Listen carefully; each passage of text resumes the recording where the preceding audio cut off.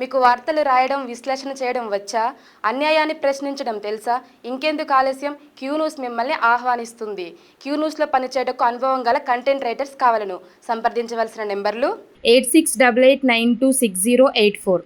ప్రధానంగా ఇక్కడ అశోక్ నగర్ కి సంబంధించి, ఇక్కడ దిల్సుఖ్ నగర్ కి సంబంధించి డిఎస్సి, తర్వాత గ్రూప్ 2, గ్రూప్ 1, ఇక్కడ గ్రూప్ 3 కి సంబంధించినటువంటి నిరుద్యోగులు మొత్తం కూడా ఆందోళన బాట పట్టినరు. మళ్ళా చెప్పినాం మనము ప్రభుత్వానికి, మళ్ళా చెప్పినాం. ఎన్నిసార్లు చెప్పినా కానీ కనీసం పెడచెవన పెట్టింది, కనీసం పట్టించుకోలేదు. ఎవడో నాకు రాంగ్ గైడెన్స్ ఇస్తుండు సార్, మీకు ముఖ్యమంత్రి గారు రాంగ్ గైడెన్స్ ఇస్తుండో ఆ వెస్ట్ ఫెలోను వాడిని వేసి ఈ కథలు కక్కేటట్టు తొక్కండి వాడిని అని చెప్తా ఉన్నాం. తొక్కుండ్రు వాడిని. ఇప్పుడు అక్కడ ఏది ఇక్కడ మోతీలాల్ గాంధీ హాస్పిటల్లో నిరాహార దీక్ష చేసిన మోతీలాల్ అసలు అప్లై చేయలేడని చెప్పేసి ముఖ్యమంత్రి మాట్లాడిండు. మరి మాట్లాడి ఒకవేళ చూడండి సార్, మరొకసారి మీకు కావాలంటే మీకు పేపర్కి ఇట్లా పంపిస్తాం. నేనేమంటున్నా అంటే, మీరు మంచి చేయాలనే ఉద్దేశంతో ఉన్నారు, మిమ్మల్ని మొత్తం కూడా మిస్గైడ్ చేస్తూ ఉన్నారు. కాకపోతే ఇట్లా మిస్గైడ్ చేస్తే మొత్తం నష్టం జరుగుతుంది. మమ్మల్ని అడుగుతున్నారు ఇక్కడ. ఇప్పుడు విషయం ఏంటంటే, ఇక్కడ ఎందుకు అడుగుతున్నారంటే, అరే ఆ ప్రభుత్వం మంచిగా లేదురా నాయన, అసలు మొత్తం నాశనం చేసింది, బీఆర్ఎస్ ప్రభుత్వం మొత్తం నాశనం చేసింది, కేసీఆర్ మన గురించి పట్టించుకోలేదని చెప్పేసి మరీ చెప్పి కాంగ్రెస్ ప్రభుత్వానికి ఓటేయమని చెప్పినాం. ఎందుకు చెప్పినాం అంటే మంచి జరుగుతుందని. 100% మీరు మంచి చేద్దామనేటువంటి ఉద్దేశంతోనే ఉన్నారు. కాకపోతే ఏంటంటే, మీకు మిస్గైడ్ చేస్తుండేవాడో వాడిని వేసి కసరు కక్కేటట్టు తొక్కుండ్రాని. ఆ వేస్ట్ ఇంకా వాడిని తిట్టానంటే అసలు బూతులు వచ్చేస్తా ఉన్నాయి. అంటే ఎందుకంటే ఇప్పుడు విషయం ఏంటంటే, అక్కడ జరుగుతున్నది వాస్తవం, తర్వాత అక్కడ నిరుద్యోగులు అక్కడ ఆందోళన చెందుతున్నటువంటి మాట వాస్తవం, అక్కడ డిఎస్సి అభ్యర్థులు 10 సమయం కావాలనుకుంటున్న మాట వాస్తవం, అక్కడ ఈ గ్రూప్ 2 అభ్యర్థులు కూడా వాళ్ళు పోస్ట్పోన్ చేయాలంటుంది వాస్తవం. అరే ఈ విషయాన్ని పక్కకు పెట్టేసి ఎవరో చేస్తున్నారు, ఎవరి గురించో, ఇదంతా ఎవరు చేయాల్సిన అవసరం లేదు. ముఖ్యమంత్రి గారు అంటారు అది 100 కోట్ల రూపాయలు వేసుకోవడానికి ప్రయత్నం చేస్తున్నారు ఎవరు కోచింగ్ సెంటర్లోనని. అరే 100 కోట్లు ఎట్లా వస్తుంది సార్? 3 నెలలు మొత్తం పోస్ట్పోన్ చేస్తే మొత్తం లోకమంతా మునిగిపోతుందా? అరే ఇంతవరకు మొత్తం కూడా గోస పడతా ఉన్నారు. మీరు మంచి చేద్దామనేటువంటి ఆలోచనతో ఉన్నారు, మీరు మంచి చేయాలన్నటువంటి ఆలోచన ఉన్నది. ఆ ఆలోచన కూడా కనీసం మరి అది ఇంప్లిమెంట్ కాకపోతే, వాళ్ళకు లబ్ధి జరగకపోతే, నిరుద్యోగికి మీరు ఏం చేయాలనుకుంటారో అది చేరకపోతే మీరు చేసి ఏం లాభమంటున్నారు. కాబట్టి ముఖ్యమంత్రి గారు మీకేమైతే వాడు మిస్గైడ్ చేస్తూ ఉన్నాడో వాడిని వేసి తొక్కుర్రి. అది చాలా ఇంపార్టెంట్. అది ఎందుకనంటే నిరుద్యోగులు గోసపడతారు సార్ అని చెప్పేసి రోజు మేము చెప్తా ఉన్నాం. దయచేసి ఎమ్మెల్యేలారా, తర్వాత ఎవరైతే మంత్రులు ఉన్నారో, ఎమ్మెల్యేలు ఉన్నారో, మంత్రులు ఉన్నారో, ఎంపీలు ఉన్నారో, మీరందరూ కూడా క్యూ న్యూస్ చూడండి. ఎందుకు చూడరు అంటే, నేను ఏమంటున్నానంటే మంచి చేయాలనే ఉద్దేశంతో మనం ముందుకెళ్తా ఉన్నాం. ప్రభుత్వం కూడా మంచి చేయాలనేటువంటి సదుద్దేశంతో ముందుకెళ్తా ఉంది. జాబ్ క్యాలెండర్ ప్రకటిస్తాం తర్వాత ఈ అసెంబ్లీ సమావేశాల తర్వాత అని చెప్పేసి ముఖ్యమంత్రి గారు చెప్పిండ్రు. చాలా సంతోషం. మరి ఆ విషయాలు, మరి మీరు ఇస్తున్నటువంటి ఫలాలు ఎవరైతే నిరుద్యోగి ఉంటాడో వాళ్ళకి చేరాలనా వద్దా? చేరకపోతే మీరు ఇచ్చేం లాభం? తర్వాత ఇంకొకటి నిన్న మంచి గొప్ప నిర్ణయం తీసుకున్నారు. గతంలో కేసీఆర్ ప్రభుత్వం మొత్తం కూడా నిరుద్యోగులని, తర్వాత విద్యార్థులని మొత్తం ముంచింది. అక్కడ ఫీజు రియంబర్స్మెంట్ ఇవ్వకుండా సర్టిఫికెట్లు అన్నీ ఆన్లైన్ ఉండిపాడాయి. ఎక్కడ ఆడు కాలేజోడు ఈరా అంటే ప్రైవేట్ కాలేజోడు వాడు ఫీజు కడితేనే ఇస్తాను వాడు. ఎందుకు ఇవ్వమంటే అక్కడ అది ఫీజు రియంబర్స్మెంట్ రాలేదు, నేను ఎట్లా ఇస్తా అని చెప్పేసి వాడంటే గోస పడతా ఉన్నారు. దానికి సంబంధించి 1 టైం సెటిల్మెంట్ చేస్తాం, మంచిగా వాళ్ళకు ఎవరైతే విద్యార్థులు ఉంటారో వాళ్ళకు ఫీజు రియంబర్స్మెంట్ అనేటువంటిది ఇస్తాం, తర్వాత స్కాలర్షిప్లు కూడా మంచిగా ఇస్తామని చెప్పిండ్రు. సంతోషం. మీరు చేస్తున్నటువంటి కార్యక్రమాలు అద్భుతంగా ఉన్నాయి. మేము ఎందుకంటే మంచి చెప్తా ఉంటే కనీసం దీని గురించి పట్టించుకోకపోతే ఎట్లా సార్? ఇప్పుడు గతంలో కూడా గత ప్రభుత్వం ఏం చేసిందంటే, అన్న అనేది ఎప్పుడు తెలంగాణ ఉద్యమం వల్ల రామన్న, హరీష్ అన్న ఇట్లుంటుండే లెక్క.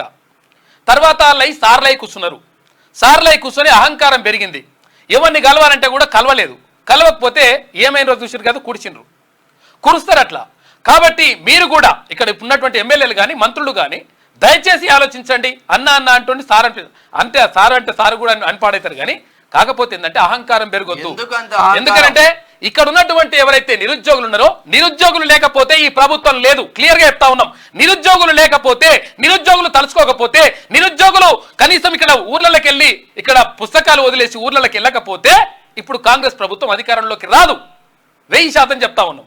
మరి ఆ నిరుద్యోగులు మీరు విశ్వసిస్తాం, మేము పట్టించుకోము, తర్వాత ఎవడో రాంగ్ గైడెన్స్ ఇస్తే దాన్నే అసలు అనుకొని చెప్పేసి ముఖ్యమంత్రి గారు కూడా మాట్లాడడం దురదృష్టకరం. ఇది చాలా బాధాకరం. ఇప్పుడు ఆ మోతీలాల్ అంటే ఎవరైతే విద్యార్థి నాయకుడు ఉన్నాడో అతను అది నిరాహార దీక్ష చేస్తే అతను అప్లై చేయలేదంటే నేను కావాలంటే చూపిస్తాం మీకు. అప్లై చేసిండు, తర్వాత రాసిండు, గ్రూప్ 1 ఎగ్జామ్ రాసి ప్రిలిమ్స్ రాసిండు, అన్నీ చేసిండు. అవన్నీ చేసిన తర్వాత మీకు రాంగ్ గైడెన్స్ ఇస్తా ఉన్నారు.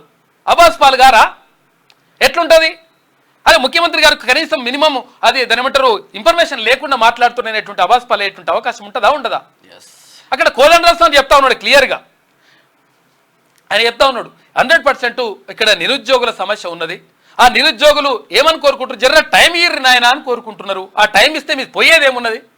మేము మంచిగా చేస్తాం తొందర నింపు ఏం చేసుకుంటావు? ఇప్పుడు విషయం ఏంటంటే మీరు అనుకున్నటువంటి మీరు ఇచ్చేటువంటి ఫలాలు ఏవైతే ఉంటాయో, అంటే మీరు అంటున్నారు మళ్ళీ ఇది ఇప్పటికే లేట్ అయిపోయింది, 10 ఏళ్ళు అయింది, 20 ఏళ్ళు అయింది, 20 ఏళ్ళు అయితే ఇక మళ్ళీ ఇంకెన్ని రోజులు ఉండాలి, ఇంకెన్ని రోజులు ఉంటే మళ్ళీ ఇట్లా చదువుకుంటా కూర్చోవాలన్నా అంటే 3 నెలలు చదివితే ఏం కాదు సార్. ఒకవేళ చదివిన వాళ్ళు కూడా మళ్ళీ చదువుకుంటారు, రివిజన్ చేసుకుంటారు. పర్ఫెక్ట్ సబ్జెక్ట్ తో వస్తారు. నేను ఏమంటున్నానంటే అక్కడ పుస్తకాలు గుట్టలు ఉంటాయి, లెక్క ఉట్టిగా ఏమి ఉండదు. ఎందుకంటే నేను కూడా బీఎడ్ చేసిన, నేను కూడా టీపీటీ చేసిన, తర్వాత నేను కూడా 4 ఎంఏలు కంప్లీట్ చేసిన, పిహెచ్డి చేస్తున్నా. కాబట్టి నాకు అంతా కూడా తెలుసు.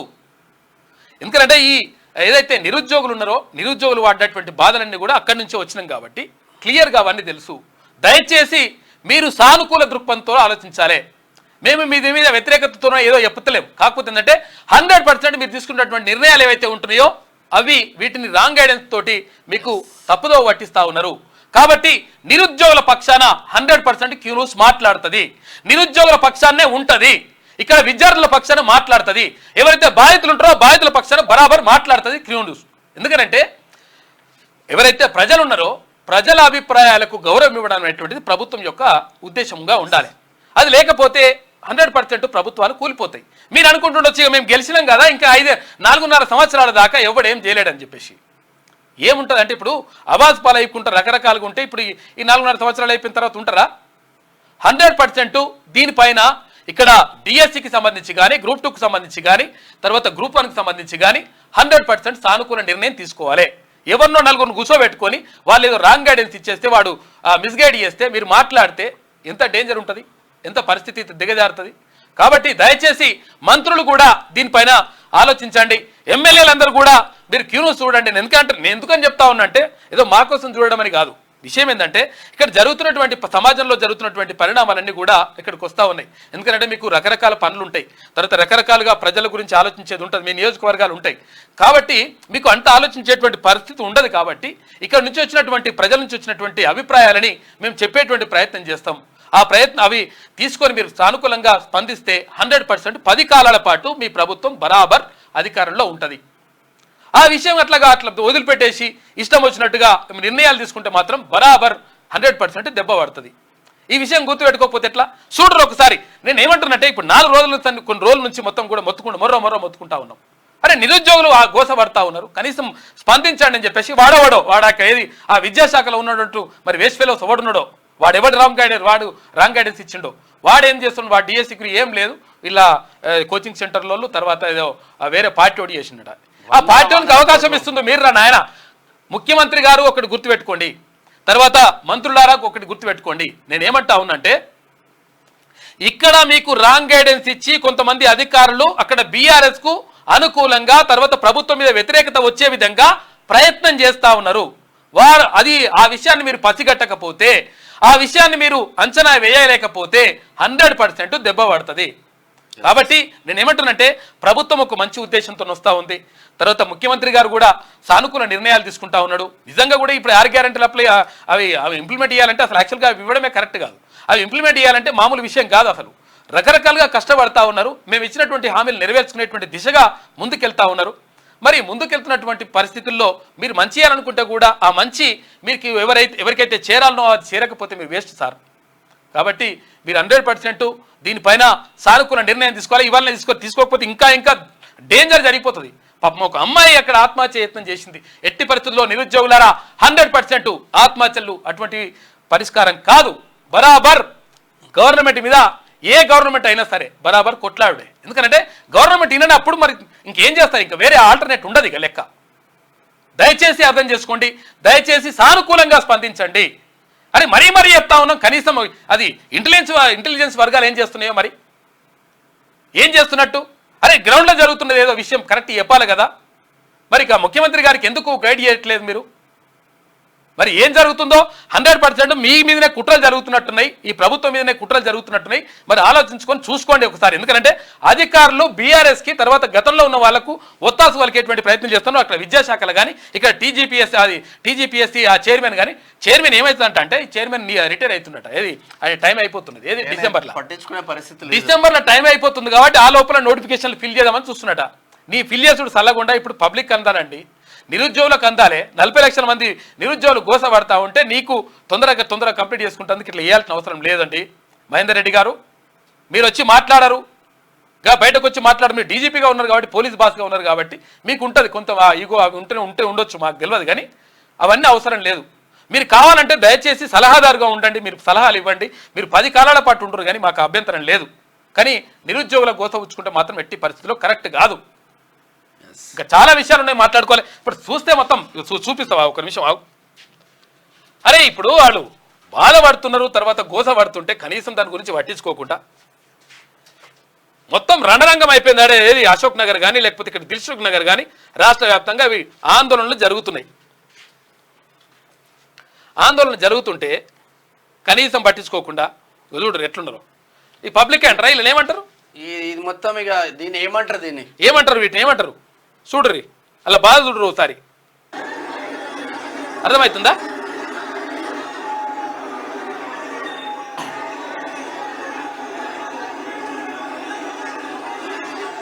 మనుషులైనా వాళ్ళు నిరుద్యోగులైనా లేకపోతే పేడ్ ఆర్టిస్టులు ఏమన్నా? అర్థమవుతుంది ఏమన్నా? పేడ్ ఆర్టిస్టులు అంటారా వీళ్ళు ఏమన్నా? నిరుద్యోగుల పేడ్ ఆర్టిస్టులు వీళ్ళు. రాత్రి 12 గంటలకు జరిగింది ఈ ఇష్యూ అంతా. రాత్రి 12 గంటలకు వాళ్ళు చేస్తున్నారంటే నిద్ర లేకుండా వాళ్ళు పాపం నిరుద్యోగులు గోస పడుతున్నారని మీకు చచ్చిపోవాలనిపిస్తుంది మాకంటే. అరే వద్దురా నాయన అట్లా కాదు, బరాబర్ ప్రభుత్వం మంచిగా ఆలోచిస్తుంది, మీ గురించి మీకు సానుకూలంగా స్పందిస్తుందని చెప్పుకుంటూ వస్తున్నాం. అరే మమ్మల్ని అడుగుతా అంటే ఎందుకు అడుగుతా ఉన్నారంటే, అరే మీరు వద్దని చెప్పారు కదా, ప్రభుత్వం అన్యాయం చేసిందని చెప్పింది కదా, అందుకని మేము మీ మాట కూడా ఓటేసినాం. ఓటేస్తే మరి ఇప్పుడు మా పరిస్థితి ఏంటని చెప్పేసి అడుగుతున్నారు. సమాధానం చెప్పలేకపోతున్నాం. మీరేమో గలవరా? మీరు నిజంగా ఏమంటారంటే ఇప్పుడు రైతుల విషయంలో కానీ తర్వాత మంచిగా రైతుల దగ్గరికి వచ్చి చర్చించారు. తర్వాత నిరుద్యోగుల విషయంలో మరి వాళ్ళు ఆ నిరుద్యోగులు ఎవరు కూర్చోబెట్టుకున్నారో మాకు తెలియదు కానీ వాళ్ళు రాంగ్ గైడెన్స్ ఇచ్చిండ్రు మీకు. ఇదంతా కూడా జరిగింది. దయచేసి వీళ్ళపైన సానుకూల దృక్పథంతో ఆలోచించాలి. రేవంత్ అన్న చూడు రేవంత్ మంచిగా మీ పైన ప్రేమ ఉన్నదండి, మీ పైన ప్రేమ ఉన్నది, ఆ ప్రేమని నిలుపుకోండి అని చెప్తా ఉన్నాం, మళ్ళీ చెప్తా ఉన్నాం. ఇక లేదు మా ఇష్టం వచ్చినట్టుగా మేము చేసుకుంటామంటే చూడరు. ఇక్కడ చూడు దిల్సుఖ్ నగర్ కానీ అశోక్ నగర్ కానీ మొత్తం రణరంగం అయిపోయింది. రాత్రి పొద్దుగల దాకా వాళ్ళు ఆన్నే వండుకున్నారు, ఆన్నే ఉన్నారు. చూడరు ఆన్నే వండుకొని ఆన్నే వండుకుంటున్నారు.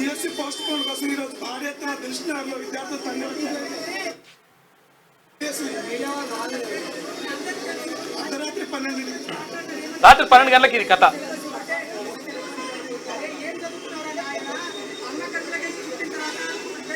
అర్థమవుతుందా? ఇది కూడా నేను ఏమంటానంటే మొన్ననే చెప్పినాం, ఇంటెలిజెన్స్ వాళ్ళు ఎవరైతే ఉన్నారో అధికారులు ఎవరైతే ఉన్నారో దయచేసి కరెక్ట్ ఉన్నట్టు రిపోర్ట్ ఇవ్వండి అని చెప్పేసి వాళ్ళు రిక్వెస్ట్ చేసి మరి వాళ్ళు కూడా ఇస్తలేరు. ఎందుకు మరి ప్రభుత్వాన్ని ఏం చేయాలనుకుంటారో అర్థమవుతలేదు. మీరు దయచేసి అర్థం చేసుకోండి. ఎమ్మెల్యేలారా రోజు క్యూ న్యూస్ చూడండి, మీరు మంత్రులు చూడండి, ముఖ్యమంత్రి గారు కూడా అంటే టైం ఉండకపోవచ్చు పాపం. నేను ఏమంటానంటే వీళ్ళు ఇచ్చేటోళ్ళు రిపోర్ట్ ఇస్తాడు కరెక్ట్గా ఇస్తే వాడిని కసరు కక్కేటట్టు తొక్కాలి వాడిని. నిజంగా వాడు తప్పు రిపోర్ట్ ఇవ్వడైతే ఇచ్చిండో. అరే ఇట్లా బాధపడతా ఉంటే ఎదుడు ఏంటే పబ్లిక్ అంటారా వీళ్ళు ఏమంటారు వీళ్ళని? గత కొద్ది రోజులుగా డిఎస్సి అభ్యర్థులు డిఎస్సిని పోస్ట్ పోన్ చేయాలని వాళ్ళకి ఆలోచన వచ్చిన విధంగా నిరసనలు చేస్తున్నారు, విజ్ఞప్తులు చేస్తున్నారు, రిక్వెస్ట్ చేస్తున్నారు. ఒక్కరు కూడా స్పందించలేదు దీనిపైన. 3 నెలలు వాయిదా వేస్తే మీ ప్రభుత్వాలు ఏం కూలిపోవు, మీకు వచ్చే నష్టం కూడా ఏమి లేదు. మీకు గత ప్రభుత్వానికంటే ఈ ప్రభుత్వం కొత్త ప్రభుత్వం ఏర్పడేసిన వాళ్ళకు మీకు వచ్చిన ఓట్ల శాతం ఎంత అంటే కేవలం 2% ఎక్కువ వచ్చింది. ఎన్ని శాతం అన్న కానీ ఏమన్నా కానీ కాదు. కానీ చూడరు పుస్తకం ఇవి చదవాలి, ఇవి చదవాలి డిఎస్ వాళ్ళు. ఈ పుస్తకాలు చదవాలి, ఈ పుస్తకాలు చదవాలంటే 25 రోజులు చదువుతావా? రోజుకో పుస్తకం చదువుతావా? కేసీఆర్ లెక్క. కేసీఆర్ కూడా రోజుకో పుస్తకం చదువుతా కూడా 80,000 పుస్తకాలు కావు. రోజుకో పుస్తకం చదవలేరు కదా పాపం. మరి ఎందుకు డిసిషన్ తీసుకోవట్లేదు అర్థం కావట్లేదు. మంత్రులకు తెలుస్తలేదు, కరెంట్ అఫైర్స్ చదవాలి, తర్వాత వాళ్ళు కంటెంట్ చదువుకోవాలి, రకరకాలుగా ఉంటుంది. వాళ్ళు ఎస్జిటి వాళ్ళు అయితే అన్ని సబ్జెక్టు చదివి పాడగావాలి. అవి ఏడికెళ్ళి చదువుతారు, ఎట్లయితుంది? అరే ఇన్ని రోజుల నుంచి చదివారంటే మరి నోటిఫికేషన్ సీరియస్నెస్ ఎప్పుడు వస్తుంది అంటే నోటిఫికేషన్ దగ్గరకు వచ్చిన తర్వాత సీరియస్నెస్ వస్తుంది. ఇన్ని రోజుల నుంచి చదవచ్చు, దయచేసి టైం ఇవ్వండి అని చెప్పేసి అంటూ అడుగుతుంటే టైం ఇవ్వకుండా డిమాండ్ అయినటువంటి కనీసం 2 నెలల ప్రిపరేషన్కు సమయం ఇవ్వకుండా ఈ ప్రభుత్వం ఆగమేఘాల మీద ఈ యొక్క డిఎస్సిని నిర్వహించాలంటూ చేస్తున్నటువంటి ప్రయత్నానికి నిరసనగా ఇన్ని రోజులు నేను చదివినటువంటి ఈ బుక్స్ సాక్షిగా నాకు వచ్చిన హాల్ టికెట్ని నేను ఈ బుక్స్ సాక్షిగా దానం చూసినావా? ఆ టికెట్ తలగబెడుతున్నారు. మీకు ఏం అర్థమవుతుంది? అర్థమవుతుందా? మరి విద్యార్థిని అని చెప్పుకోవడానికి నిజంగా సిగ్గేస్తుంది నాకు, ఈ తెలంగాణ రాష్ట్రంలో పుట్టినందుకు, ఎగ్జామ్ రాస్తున్నందుకు. ఎందుకంటే మేము చూసినావా? అమ్మాయి తలగబెడుతుంది.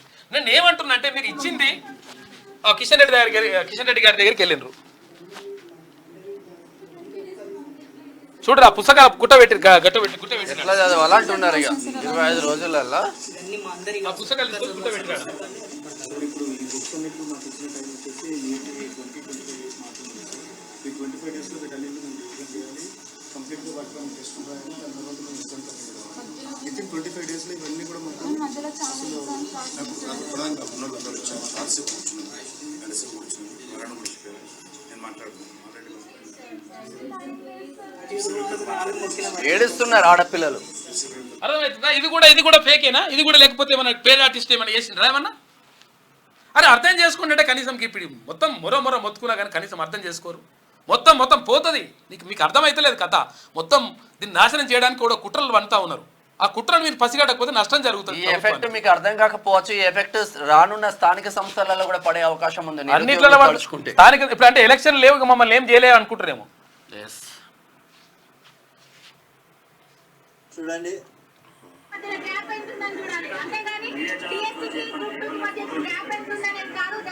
చూసావా? క్యూ న్యూస్లో పనిచేయటకు సీనియర్ వీడియో ఎడిటర్స్ కావాలను సంప్రదించవలసిన నెంబర్లు 8688926084.